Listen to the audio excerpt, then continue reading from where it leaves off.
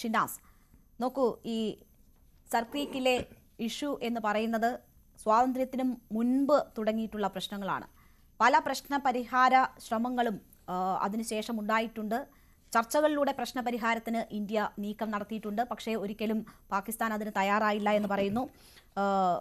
68-ൽ ഒരു തീർപ്പ് ഉണ്ടായതാണ്, അത് പാകിസ്ഥാൻ പാലിക്കുന്നില്ല എന്ന സാഹചര്യം വരുന്നു. 78 വർഷമായിട്ടും, സ്വാതന്ത്ര്യത്തിന് ശേഷം 78 വർഷമായിട്ടും പ്രശ്നം പരിഹരിക്കാതെ അവിടെ ഇപ്പോൾ സൈനിക നീക്കം ശക്തമാക്കുന്നതിനെതിരെ ഉള്ള മുന്നറിയിപ്പാണ് പ്രതിരോധ മന്ത്രി നൽകുന്നത്. സർക്രീക്കിൽ ഒരു തീരുമാനം ഉടൻ ഉണ്ടാകും എന്നതാണോ? അവിടെ ഏതെങ്കിലും തരത്തിലുള്ള സൈനിക നീക്കം ഉണ്ടാകും എന്നതിന്റെ സൂചനകളാണോ? ഇതിന്റെ ചരിത്രം നോക്കുമ്പോൾ എന്താണ് മനസ്സിലാകുന്നത്? ഇതിന്റെ ചരിത്രം നോക്കുമ്പോൾ നമുക്ക് മനസ്സിലാവുന്നത്, ഇത് 20-ാം നൂറ്റാണ്ടിന്റെ ആദ്യ പതിറ്റാണ്ടിൽ തന്നെ 1908-ൽ സിന്ധ് പ്രവിശ്യയും കച്ചിലെ നാട്ടുരാജ്യത്തിലെ ഭരണാധികാരിയും തമ്മിലുള്ള ഒരു വിറകു ശേഖരണ തർക്കത്തെ തുടർന്നാണ് ഇത് ആദ്യമായിട്ട് ആരംഭിക്കുന്നത്. പിന്നീട് 1915-ൽ ബോംബെ പ്രവിശ്യ ഒരു പ്രമേയം പാസാക്കി. 1925-ൽ മറ്റൊരു തീർപ്പുണ്ടായി. അന്നൊന്നും അത് പരിഹരിക്കപ്പെട്ടില്ല. സ്വാതന്ത്ര്യത്തിന് ശേഷവും അത് അങ്ങനെ തന്നെ നിലനിന്നു.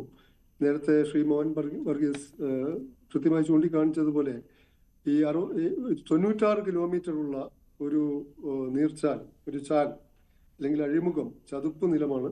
അത് വേലിയേറ്റ സമയത്ത് അവിടെ വെള്ളം കയറും. മാത്രമല്ല അതിന്റെ തന്ത്രപ്രധാനമായ പ്രാധാന്യം, അതൊരു സ്പെഷ്യൽ ഇക്കണോമിക് സോണാണ് പാകിസ്ഥാനെ സംബന്ധിച്ചിടത്തോളം, മാത്രമല്ല ഇന്ത്യയെ സംബന്ധിച്ചിടത്തോളം. അതുപോലെ തന്നെ ഏഷ്യയിലെ തന്നെ പ്രധാനപ്പെട്ട മത്സ്യബന്ധന തുറമുഖങ്ങളിൽ ഒന്നാണത്.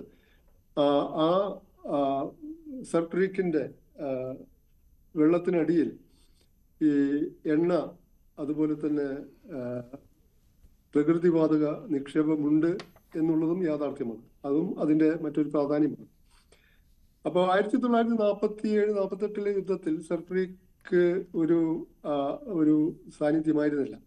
എന്നാൽ 1965 ഏപ്രിൽ ജൂൺ മാസങ്ങളിൽ പാകിസ്ഥാൻ ഈ റാൻ ഓഫ് കച്ച് യുദ്ധമാണ് ആദ്യം തുടങ്ങുന്നത്, സർക്രീക്ക് കേന്ദ്രീകരിച്ച് തന്നെ അതിന്റെ സമീപം. അപ്പോൾ ഇന്ത്യൻ BSF-ഉം ഇന്ത്യൻ സൈന്യവും പാകിസ്ഥാൻ സൈന്യവുമായി രൂക്ഷമായ ഏറ്റുമുട്ടലുണ്ടായി. പിന്നീട് ആ സംഘർഷമാണ് 1965 സെപ്റ്റംബറിൽ ഒരു മുഴു യുദ്ധമായിട്ട് മാറുന്നത്. അത് പിന്നീട് ബ്രിട്ടന്റെ ഹറോൾഡ് വിൽസൺ, അന്ന് ബ്രിട്ടീഷ് പ്രധാനമന്ത്രിയായിരുന്നു, അദ്ദേഹത്തിന്റെ മധ്യസ്ഥതയിൽ ഒരു ഇന്റർനാഷണൽ ട്രൈബ്യൂണൽ സ്ഥാപിക്കപ്പെടുകയുണ്ടായി.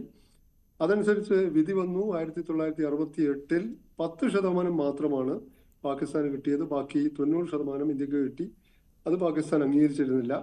പാകിസ്ഥാന്റെ വാദം സർക്രീക്കിന്റെ കിഴക്കൻ ഭാഗത്തെ രേഖയാണ് അതിർത്തി. അങ്ങനെയായാൽ പാകിസ്ഥാന് കൂടുതൽ പ്രദേശങ്ങൾ കിട്ടും. ഇന്ത്യ പറയുന്നത് ആ പ്രദേശത്തിന്റെ 96 കിലോമീറ്ററുള്ള ഈ ചതുപ്പ് അല്ലെങ്കിൽ വെള്ളം മിക്ക മാസങ്ങളിലും ഉണ്ടാകുന്ന ആ പ്രദേശത്തിന്റെ മധ്യത്തിലാണ് രേഖ എന്നാണ്. അപ്പൊ ഇതാണ് തർക്കം. അപ്പോൾ പാകിസ്ഥാൻ ഇപ്പോൾ ഒരു പോളി ക്രൈസിസിലാണ്. പോളി ക്രൈസിസ് എന്ന് പറഞ്ഞാൽ ഈ സർക്രീക്ക് പണ്ടേ ഉള്ള, ഇന്ത്യക്ക് സ്വാതന്ത്ര്യം കിട്ടുന്നതിന് മുമ്പേ ഉള്ളതാണ്. അതുപോലെ പാക് അധീന കാശ്മീരിൽ കഴിഞ്ഞ 3 ദിവസമായി നടന്നു വരുന്ന പ്രക്ഷോഭം വാസ്തവത്തിൽ അത് പാക് അധീന കാശ്മീരിന്റെ സാമ്പത്തിക, സാമൂഹിക, രാഷ്ട്രീയ അരക്ഷിതാവസ്ഥയോടുള്ള ഒരു വമ്പിച്ച പ്രതികരണമാണ്. കാരണം അവരുടെ ആവശ്യം ആദ്യം തുടങ്ങിയിരുന്നത് വൈദ്യുത ബിൽ, കുതിച്ചുയർന്നുകൊണ്ടിരിക്കുന്ന വൈദ്യുതി ബിൽ കുറക്കുക, ഭക്ഷ്യക്ഷാമം പരിഹരിക്കുക എന്ന ആവശ്യത്തിൽ നിന്ന് തുടങ്ങി പാക് അധീന കാശ്മീരിൽ പാകിസ്ഥാനിലെ കാശ്മീരി അഭയാർത്ഥികൾക്കായി സംവരണം ചെയ്യപ്പെട്ടിരിക്കുന്ന 12 സീറ്റുകൾ റദ്ദാക്കുക, ഗവൺമെന്റ് ഉദ്യോഗസ്ഥരുടെ അലവൻസുകൾ പിൻവലിക്കുക, അതുപോലെ തന്നെ വൈദ്യുതിക്കും ഗോതമ്പിനും അതുപോലുള്ള മറ്റ് ഉൽപ്പന്നങ്ങൾക്കും സബ്സിഡി അനുവദിക്കുക, അവിടെയുള്ള മെഗാ പ്രൊജക്ടുകൾ പൂർത്തിയാക്കുക, സർവോപരി പാക് അധീന കാശ്മീരിലെ വിഭവ സ്രോതസ്സുകളുടെ വിതരണത്തിൽ തുല്യമായ പങ്കാളിത്തം, അവർക്ക് അർഹമായ പങ്കാളിത്തം ഉറപ്പാക്കുക. ഇതാണ് ബലൂചിസ്ഥാൻ വിഘടനവാദികളും കാലങ്ങളായി ആവശ്യപ്പെട്ടു പോരുന്നത്. പാകിസ്ഥാനിലെ ഏറ്റവും വലിയ പ്രവിശ്യയാണ് ബലൂചിസ്ഥാൻ. ആ ബലൂചിസ്ഥാൻ ആണ് ഏറ്റവും ധാതു വിഭവ സമൃദ്ധ മേഖല. അതാണല്ലോ അസീം മുനീർ അവിടുത്തെ അപൂർവ ഭൂമി ധാതുക്കളൊക്കെ കൊണ്ടുപോയാണ് ട്രംപിനെ കണ്ടത്, അസീം മുനീറും ഷഹബാസ് ഷെരീഫും.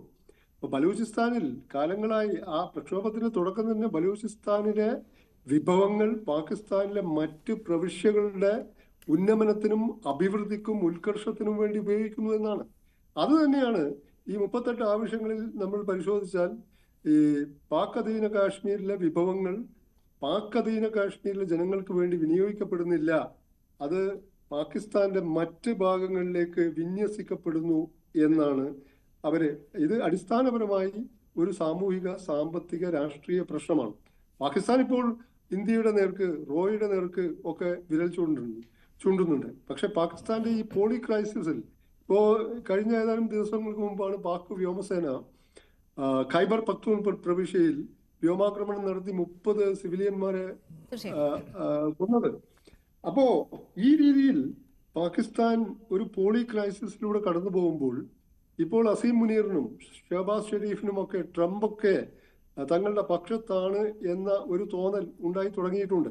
ആ തോന്നൽ ഉണ്ടാക്കുന്നതിൽ ട്രംപും വലിയ പങ്ക് വഹിച്ചിട്ടുണ്ട്. അപ്പോൾ ഓപ്പറേഷൻ സിന്ദൂറിലേറ്റ കനത്ത മാനഹാനി, അതുപോലെ പാകിസ്ഥാനിലെ ഈ വക പോളി ക്രൈസിസ്, 3-4 ആഭ്യന്തര പ്രശ്നങ്ങളിൽ നിന്ന് പാകിസ്ഥാൻ എന്ന രാജ്യത്തെ തന്നെ പിടിച്ചു കുലുക്കുന്ന പ്രശ്നങ്ങളാണിവ.